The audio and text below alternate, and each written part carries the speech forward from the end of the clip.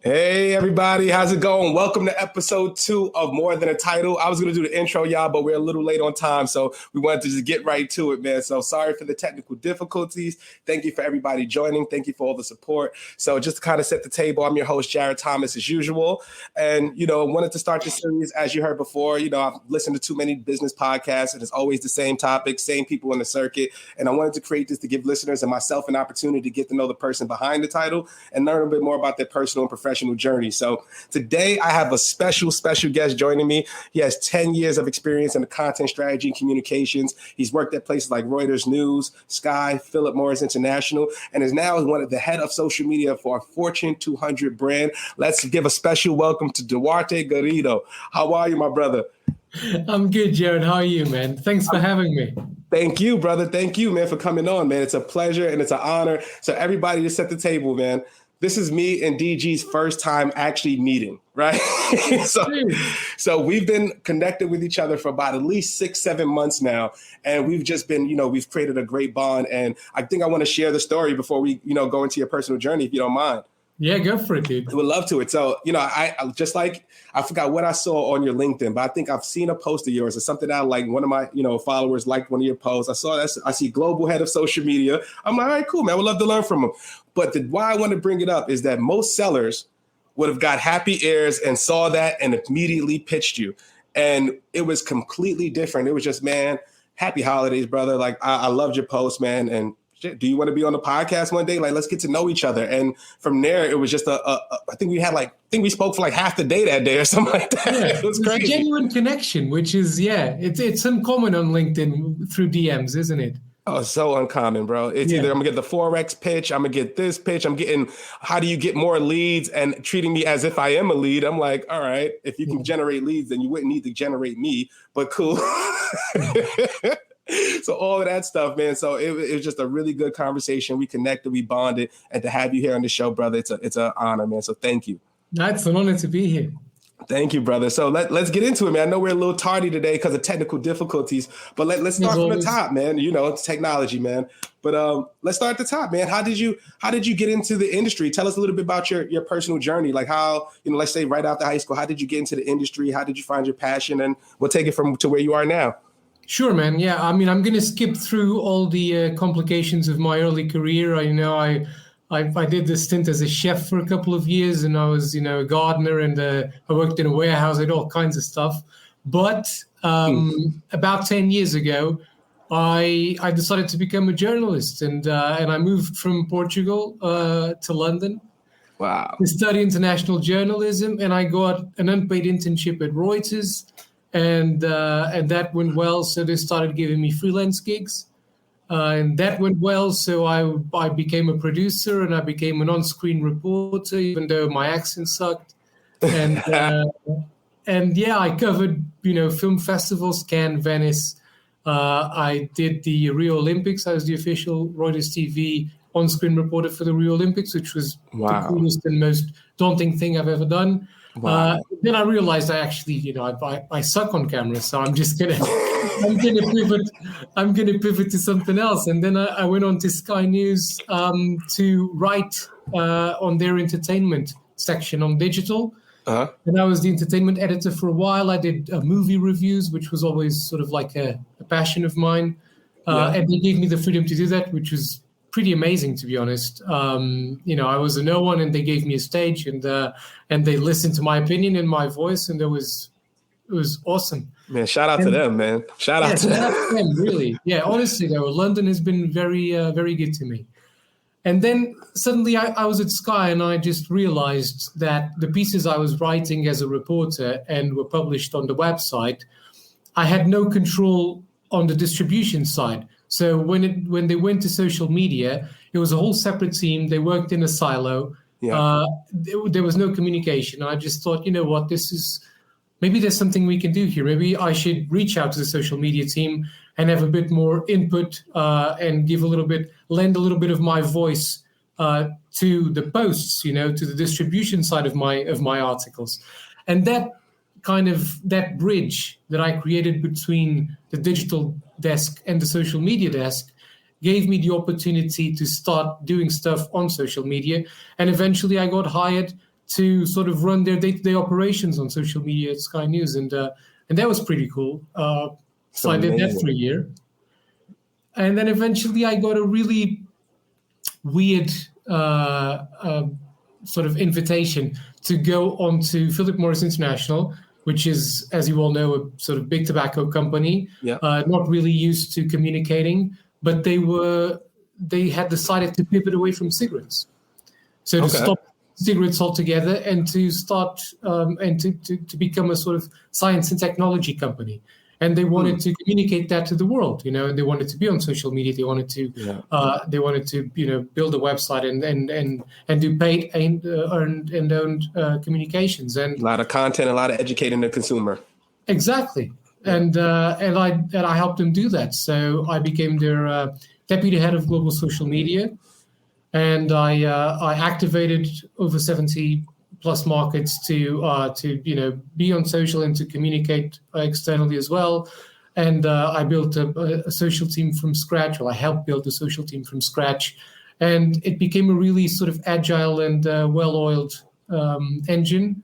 Yep. And when I became obsolete and irrelevant, and the team sort of ran itself, I decided to leave, and that led me to Coca-Cola HBC, where I am now as their group head of social media. So that's, in a nutshell, that's my story. That's amazing, man. First, there's so many things I want to ask you about. First, let's start from the beginning, man. How did you go from a chef to a journalist? What was the thought process there, right? Well, there wasn't any. I appreciate the rip. Yeah, I think thought didn't have a single thing to do with it. No, I mean, I was 18 when I first went to university, and I went to university to study cinema. Okay. That was my sort of first passion. I was like, you know what? I love movies. I understand movies. I'm a creative guy. This is what I want to do. I want to be in cinema. But halfway through the first semester of college, I just realized this is not for me. You know, this is like, it's obsolete. We were studying, you know, the history of cinema, which is something that I was already familiar with, but it was all very theoretical, and I didn't feel stimulated. And it was Portugal, you know, and the movie industry in Portugal is not really thriving, you know. Yeah. So I just, at a certain point, I decided, you know what, I don't think this is it. Yeah. And I decided to have a go at advertising and marketing, because I thought, you know what, I'm a creative guy. This is at least something practical. I can see a career being built out of this. So I moved to advertising and marketing school, and I said, you know what, this isn't for me either. And at that point, I was 19 years old, and I decided, you know what I need to do is I need to do something practical and useful with my hands. Yeah. I need to forget about building a career and start building, you know, a sort of an old school purpose work, sort of, you know, purpose-led work. And I thought, okay, so what am I good at? What do I know how to do? Okay, I'm really good at cooking. I was always very good at cooking. It was always sort of like a side passion of mine. And I decided, you know what, that's what I'm going to sort of dedicate my life to. Yeah. So I went ahead and I went to cooking school, and I did a bit of that. And when I finished cooking school, it was a short course. It was like 4 or 5 months between Lisbon and Barcelona. And then I started working as a cook throughout several restaurants in Lisbon, some of them pretty mediocre. Eventually, some of them were quite good.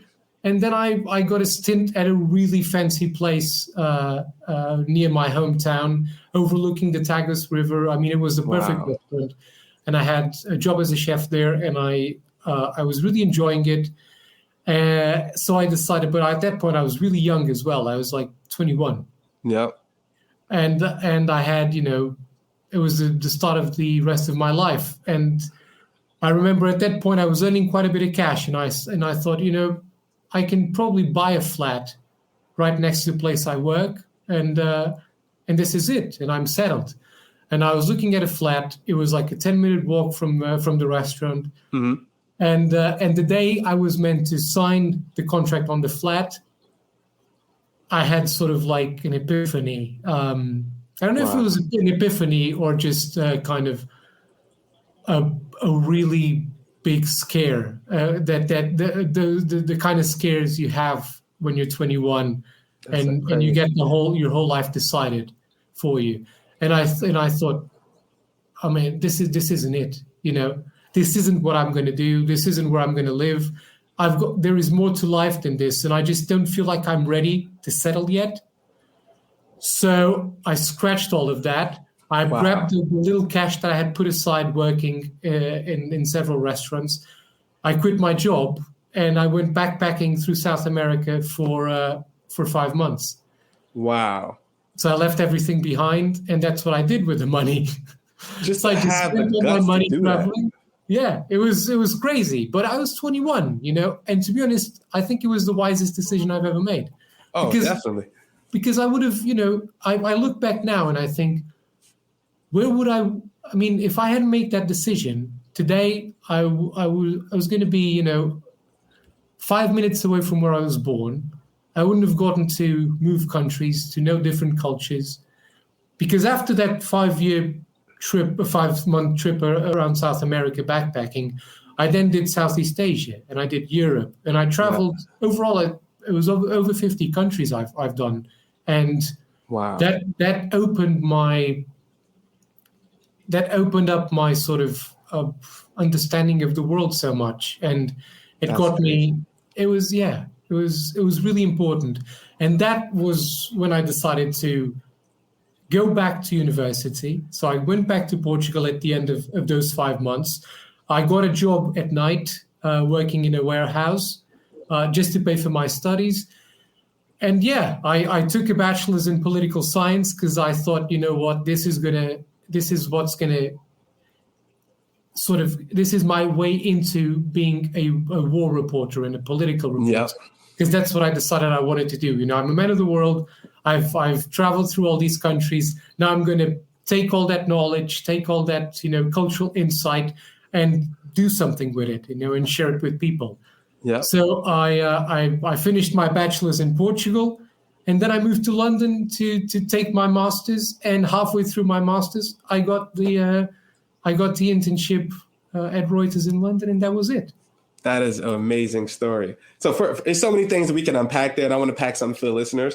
One is the fact that you trusted your gut, right? You was about to sign the contract, and Udi from Gong was on here last week, and he said something similar to that. When you know it's right, always trust your gut. And your gut said, no, if I sign this paperwork, this is probably going to be my life. I'm going to be complacent. Like, this is my ceiling, right? This could be my ceiling. And then you just said, I'm going out on a limb, taking my money, and I'm going to go. And that's what makes you a great marketer.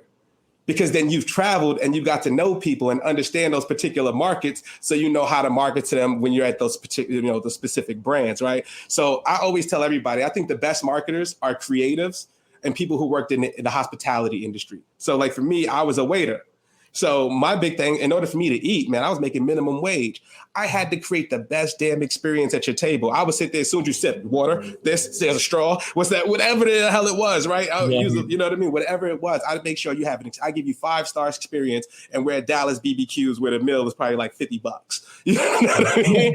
So it was what it was, man. And I got so good at it after a while, I would have a waiting room, like a waiting line. Like, I'm waiting for Jared's table because he's going to make sure he's going to give me a little extra shot glass. He's going to do something special for me, and he's going to make it right. So I think that's really key. And then another thing that you mentioned was the content distribution aspect, right? So you as a journalist and as a creative, you're like, look, I'm doing all this work. I'm making this content, right? But what the hell? Is anybody seeing it? So let me talk to the people who are actually distributing the content, and let me talk to social, and then you just connected the dots. So that's insane. I love it. I got that, and it's weird because I think I got that from my. Well, I think I always tell my wife, I think I get everything from my years working as a chef in a kitchen. Because when you're working in a kitchen, you get the agile framework, right, that you now use all over marketing. Yep. you build work ethics, but you build a sort of a real agile workflow because you're forced to it, because that's the nature of kitchen work, right? Line coach, so different. Yeah. Exactly. You really learn organization. You learn work streams between different departments, right?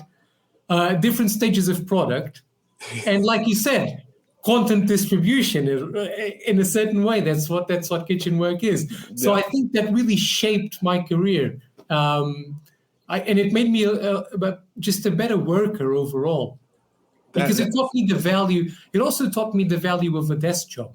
Yeah. Right? What? Yeah. What? I know, right? You just said a choir, brother. When I got my first little 40K salary, woo! I ain't letting you go. Never ever. It. I feel lucky, and I tell that to everyone.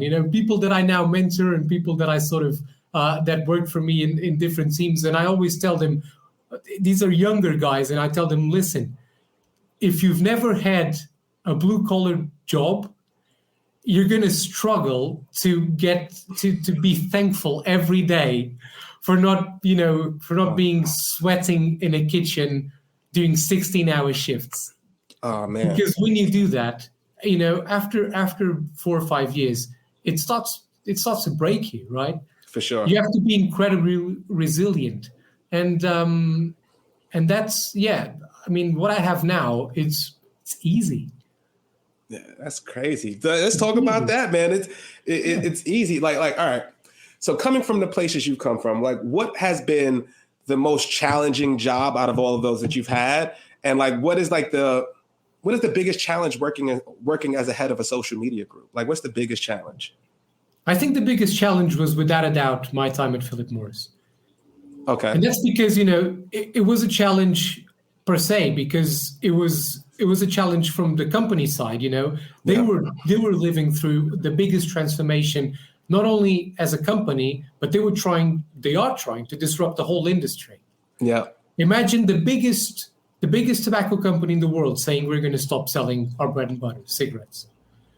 And this is not because anyone's forcing their hand. It's because they anticipate, a change in the environment, and they feel like they need to disrupt themselves. They need to cannibalize their business. They need to be better. They've found a purpose. Shout out to them for finding that out after millions of billions of dollars, but that's what's up. I know. But that's what we're experiencing now, and we're seeing all kinds of big companies taking a step back and thinking, this isn't the 70s anymore. It's not about selling product.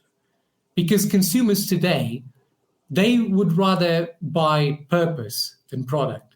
So we need to rethink, what is our purpose? What is our mission? How can we do good in the world? How can we be better as a company? Because ultimately, that is what's going to attract employees. That's what's going to attract customers. That's what's going to attract investors. That's what's going to make us thrive as a company, right? So true. So you have to have that vision. And I honestly think that companies that don't have that vision, they are not going to make it in 2022. And they're definitely not going to make it in 2030 or 2040. For sure. That's insane, man. So what was your feeling, man, as like being the head of social media? They come to you and say, look, we're changing our whole business model. Here's the content, and now distribute this to the world. Like, were you nervous at that point? Like, were there any like reservations for you? Did you want to say, man, what the hell are we doing? Like, what was going through your mind?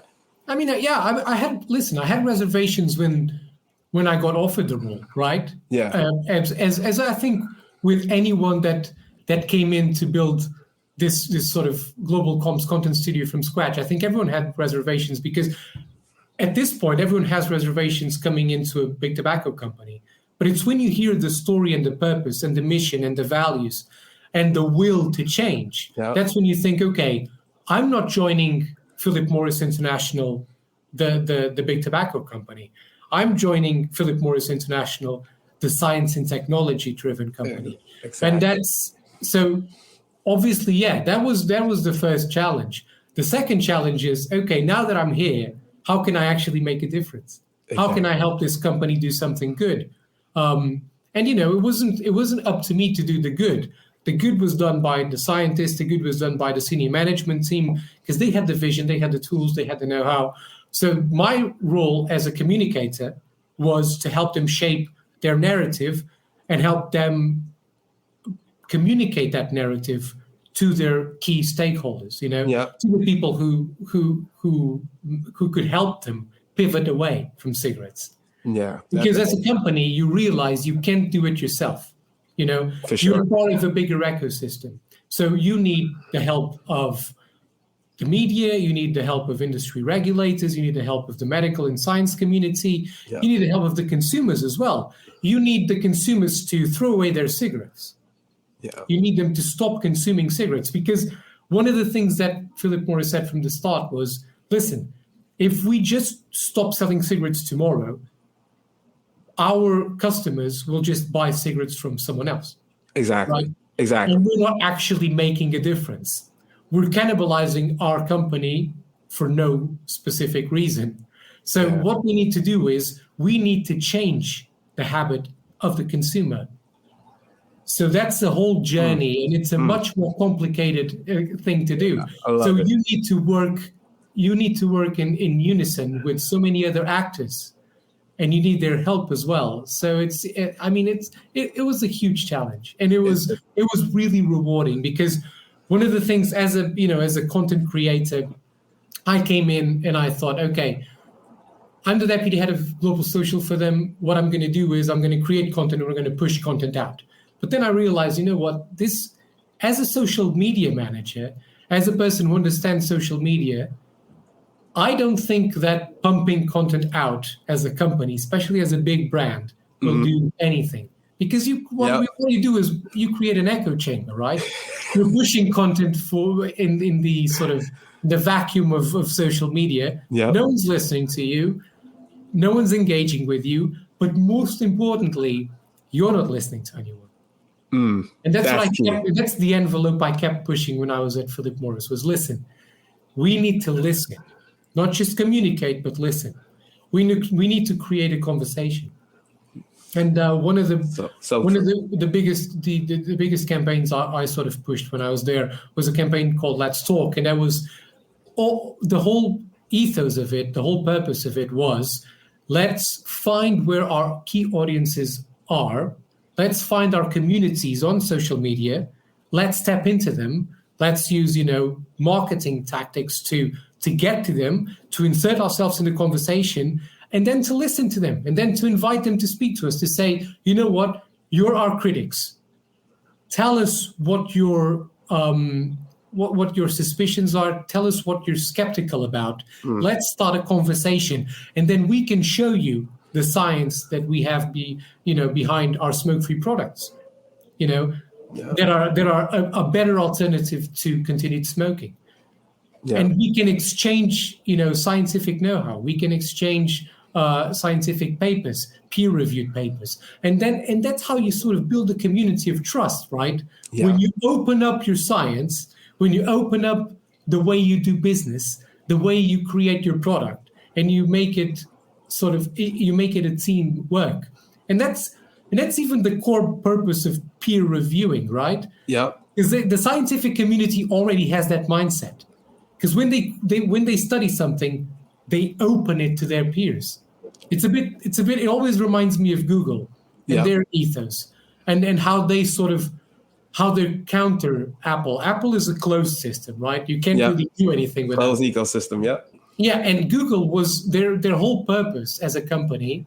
You read things, you read books about the way Google started, about Larry Page and Sergey Brin, and it was always about opening their systems to the consumer, and that putting the user at the center of everything they did. And that's such a powerful concept. Such a powerful, The fact that you listen to the customer, right? Like, a lot of brands are just, like you said, pump out the content. This is what it is, but this is the messaging falling flat. Our employees are sharing messaging that's falling flat. The consumer does not care. They're still going to smoke the cigarettes. So I'm curious to know too, like, what metrics were you judging at that point? Right? Like, how did you know that these conversations were being successful, right? I'm assuming you did like audience persona research, like, who are our customers? Why are they smoking? What are they doing? Where are they congregating, right? Where do they accept the content, right? So we could be in those areas. And then understanding, how do we generate that content to get that? But like, what other metrics are tied to it? Were you looking at, like, did you have UTM stuff? Did you track the website metrics as well? Like, how did you quantify social success in that role?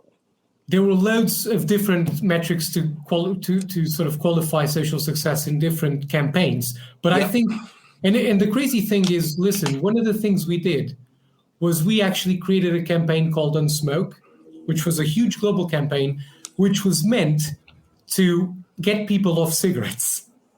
I must have missed it. I didn't see it, man. I need to see it. Oh, man. Open up any Philip Morris International website or go to their social media to the social media accounts. Go to Twitter, go to Facebook, go to Instagram. There's an Unsmoke Your World Instagram account, and it's a whole campaign of trying to get people off cigarettes. So imagine you're a company and you're convincing your consumers to stop using your product, right? That's insane. It's insane. It's insane. It's completely disruptive. That's how insane. And that's the reason why I took the job in the first place. It's like, as a communicator, is there anything more challenging than that and more sort of left field? But it was cool, man. But anyway, one of the biggest metrics that we tracked, one of the biggest metrics that I tracked specifically and that I paid attention to in the whole plethora of stuff that we tracked was sentiment. God. That was my biggest thing, right? Because as a big tobacco company, what's your biggest problem? Detractors. Yep. You are not trusted as a brand, right? Exactly. You just want my money. You're going to kill me. Whatever the case, whatever the sentiment is, right? Of the product. The sentiment is negative, right? When you get to a big tobacco company and you start looking at social media, you realize, you listen and you realize there are people who absolutely hate you, and you are not trusted as a brand. Yeah. But by the way, this isn't just a big tobacco problem. This is most companies right now have a trust issue. I mean, you look at. Have you seen the Edelman Trust Barometer? Yes, I have. Yep. I mean, look at that. Distrust. According to Edelman, distrust is now society's default emotion. Now think about that for a second. Our default emotion as a society is based on doubt and suspicion of intent, man. So the intent of governments and the media, the intent of companies, the intent of business leaders, even the intent of NGOs. So people are distrustful of all of these entities. So really the challenge for any big brand in 2022 is, how do you regain that trust? Yeah, right? That's so true. How do you regain that trust, especially in the younger generations, in Gen Z? Gen Z, this is a generation that puts values at the heart of everything they do. So as a brand, you need to realize that purpose and mission, sure, it's important, but it's no longer enough. You need to have values as a brand. Oh, man, that's gold. If anybody listening, DG, you are spitting game right now, bro. I mean, you're making me geek out because I love hearing this stuff. This is what I talk about all day, every day. And I want to get into a few things before I let you go, man, because I know we're coming up on time. But one thing I do want to talk to you about, right? As a head of social media for a big brand like Coca-Cola, right? Obviously, I'm working at Hootsuite. And I'm curious, our interaction was completely different and wasn't based off sales or anything like that. But how would you want to be communicated as somebody who's a head of social media? So if I'm at Hootsuite and I'm trying to connect with you, how do you want to be communicated with? How would I get your attention? Like a human being, man. Exactly like the way you did. Remember, my man. I'm ready to drop the damn mic. It is. Yeah, just drop the mic. I don't have a mic. I've dropped it. But isn't it that, don't we all just want to be talked to like human beings? So true. And that's what as a marketer you need to keep fighting this sort of notion of looking at people as numbers, right? Yeah. Looking at people as data, as metrics. Just look at people as people. Stop building audience personas that are really niche and that are really sort of set, and just start connecting with people in a human, authentic, empathic way, and start small. Yeah. As a company, you need to think big but act small. Especially as a marketer, I think you need to love it. Think big but act small. You need to go to that person-to-person relationship, and that's exactly what you did with me, Jared, man. And that was real. That's what sort of you built a relationship with me. You built a relationship of trust. That's so now, in all honesty, dude, if I need to book, if I need to subscribe to a social media listening platform, onto a social media content management platform, I will choose Hootsuite. My man. See, drop the mic again, DG. And I'll tell you right now, I won't choose Hootsuite just because it's a great platform, which it is. It is. But I will choose Hootsuite because I will now trust you to tell me what's best for me. Because now you're not just a salesman, you're not just a salesperson trying to push a product. No. You're a friend.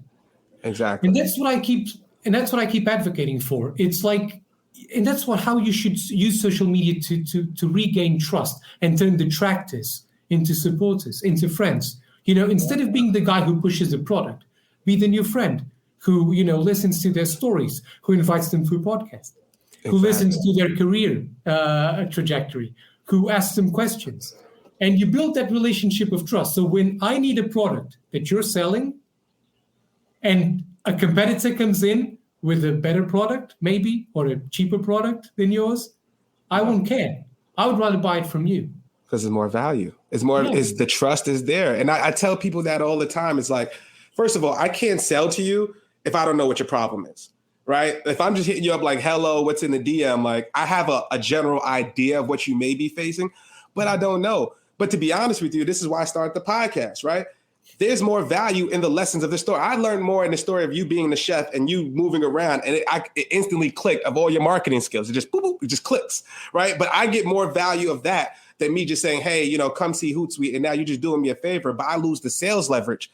You know what I mean? Like the leverage is, like you said, that trust, that one-to-one connection. Because I'm going to tell you the truth, man. This is what it does, X, Y, Z, because I want you to be successful, man. I want to still go get a beer with you afterwards. Why would I want to do that? Why would I not want to do the right thing for you? And all you have to do is scale that. Like, I'll give a quick story. It was a social media manager. She had the last name as me. Her name is Kendra Thomas. Shout out to Kendra. So we connect. The first thing I say, what up, cuzzo? When is the barbecue? You know what I mean? We both got last name time. I don't know. We could be related. I don't know.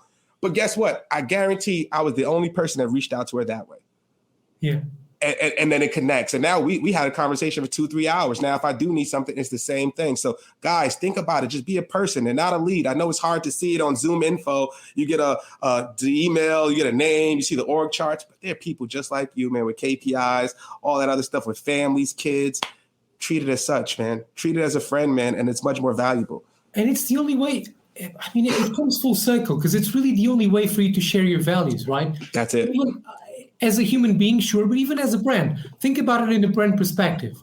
A brand is trying to communicate on social media. They want to communicate their values, the values that they've set themselves, right? Because that's the way to win over Gen Z's heart. Because that's the way to get Gen Z to wear your shirt as a brand, is if they relate to your values, is if they see their values reflected on your brand. In you. But how do you do that without a human-to-human relationship? How do you do that? I mean, social media is the perfect place to do that, man. Build that human relationship, that relationship of trust, of empathy, of authenticity, right? Yeah. And that's how you build your reputation as a company. That's how you cement, and that's how you grow. That's how you sell product as well. That's it, man. It comes to a cycle. It's so simple, right? You just have to get that. Just have to get into that mindset. But the problem is the way we were taught as salespeople is instant gratification and not to think long term. So that's why I say that all the time. Like the way I even started this was me just challenging the damn norms, right? Like, why am I sending 1,000 emails to people that don't know our brand, don't care about us, don't want to talk to me? And guess what? They're not going to see the brand name. They're going to see Jared Thomas on it. And how do I want to be remembered? Not like the guy who sent you the terrible email that you just threw in the delete file. I don't want to be that. So that's what I wanted to do, right? So challenge the status quo. You create the experience, right? The sales stuff is cool, but that's just a North Star. How you get to that North Star is up to you. Agreed. That's what it is, man. So, and I know I got one more last question for you, DG. Okay, go for it. I would love to know, like, so what do you think, what are some of the biggest trends you think that are coming up in social media? Like, what is something that brands, marketers should be looking at? Like, I'll give you a quick what I think. I think in the next 2 years, especially in B2B, I think influencer marketing, employee advocacy is going to go through the roof. People like myself, you, who are the ones who are active on social media, are really going to control the brand narrative. But also what I see is, I think there's going to be more brand collaborations. I think of it like streetwear, right? So when you see like the Kith and Tommy Hilfiger brands, right? You're going to see more of those legacy brands, those big brands like a Coca-Cola, maybe partnering with Hootsuite, maybe partnering with Gong, maybe partnering those collaborations because all of our customers are using our products. So how can we connect the data to know what they really want to give them a unified experience. I agree. I think that's definitely the direction of travel. But I also think that it's going to be, social media is going to be more local than global. I think that big brands are going to realize that they need to win customers' hearts on social media by building small niche communities locally, and be useful to them there. You can still do your big campaigns using your influences, for the global reach. You can still do that. But your BAU, your always on content, your always on strategy on social will be connecting and being useful to people, to individual people, That's it. And it's that individual human-to-human connection. I think that's not just the future of B2C. That's the future of B2B as well. Yep. One of the things I always say, and I don't think this is an original thought of mine, by the way, but it's something that I push very hard, is that there is no such thing as B2B or B2C because it's all people to people, man. That's it. It's people to people. Obviously, as a marketer, I realize strategies change, but at the heart of it, just realize that there is a person on the other side. There's a person on the other side, And the whole know, like, trust, the big marketing mantra that we've been following for years, it's never been as real as it is now with social media. Yeah. You need to know someone. Yeah, you need to like that someone, and then you trust them. And then, only then, can you pitch them a product or service, right? Love it. Love it, man. You hit the nail on the head, DG, man. First of all, I know we went over, and let me just apologize for the technical difficulties once again, brother. But for this to be our first conversation, man, like, this is magical, bro. Like, we to be this like-minded, we've never met. First of all, I love it, right, bro? Like, I've learned so much, man. Thank you for taking time out today, evening now for you, brother, just to come and chat and share your wisdom, brother. It's an honor. And anytime you're in ATL or New York, I got a cold one waiting for you, bro. So just let me know. Yeah, you're going to hook me up? That's the deal, man. You know it, man. And thank you for everybody who's watching at home or at the office. Shout out to my entire Hootsuite team. I love y'all. A-team, what's up? Next week, we've got CMO of Hootsuite, Maggie Lower, coming in. So we're going to have a really, really sick conversation. Can't wait to have that. Maggie's the best. If you don't know her, get in tune. She's one of the best marketers that I've had the privilege to talk with. So I'm excited to have her on. And we'll see you guys next week. And DG, much love as always, my brother. Yeah, it's likewise, Jared. Thanks for having me, man. Thank you, brother. See you guys next week. And this is episode 2 of More Than a Title. Talk to you guys soon. See you next week.